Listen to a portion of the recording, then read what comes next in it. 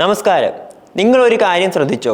ലോകരാജ്യങ്ങളിൽ ഏറ്റവും വമ്പന്മാരായ ചിലർ ഇപ്പോൾ നരകിക്കുകയാണ്. പക്ഷേ അവരിത് സമ്മതിക്കുന്നില്ല. എന്നാലും യാഥാർത്ഥ്യം അങ്ങനെയല്ല.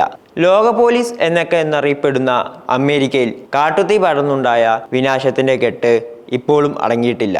അവർ കരകയറി എന്നൊക്കെ പറഞ്ഞാലും ഇപ്പോഴും അത്തരത്തിലുള്ള പ്രകൃതി ദുരന്തങ്ങളെ പേടിച്ചാണ് അമേരിക്ക കഴിയുന്നത്. അമേരിക്കയ്ക്ക് ശേഷം ഇപ്പോൾ ഇസ്രയേലിലാണ് കാട്ടുതീ പടർന്നിരിക്കുന്നത്.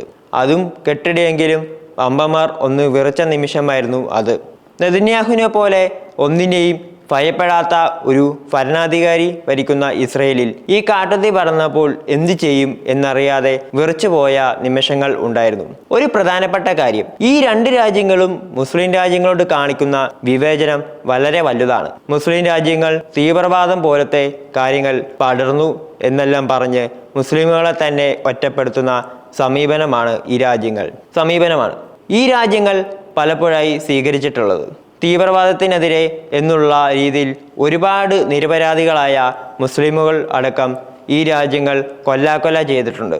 ഇതിൻ്റെ എല്ലാം കർമ്മഫലമാണോ ഈ കാട്ടുതീ പോലെ വരുന്നത് എന്ന് പറയുന്ന ഒരു വലിയ വിഭാഗമുണ്ട്. അല്ലാഹുവിൻ്റെ പ്രതികാരം മുസ്ലിം ജനത അനുഭവിച്ചതിൻ്റെ കർമ്മഫലം അതെല്ലാം അനുഭവിക്കാതെ ഈ രാജ്യങ്ങൾ എല്ലാം സുഖമായി മുന്നോട്ട് പോകില്ല എന്നുള്ളതാണ് ഒരു വിഭാഗം ആളുകൾ പറയുന്നത്. അത്രത്തോളം നീറി എത്രയോ പേരാണ് കൊല്ലപ്പെട്ടത്, എത്രയോ പേരാണ് ഇപ്പോഴും വെന്തുരുകി ജീവിക്കുന്നത്. അവരുടെ എല്ലാം കണ്ണീരിൻ്റെ കർമ്മഫലമാണ് എന്നാണ് ഒരു വിഭാഗം പറയുന്നത്.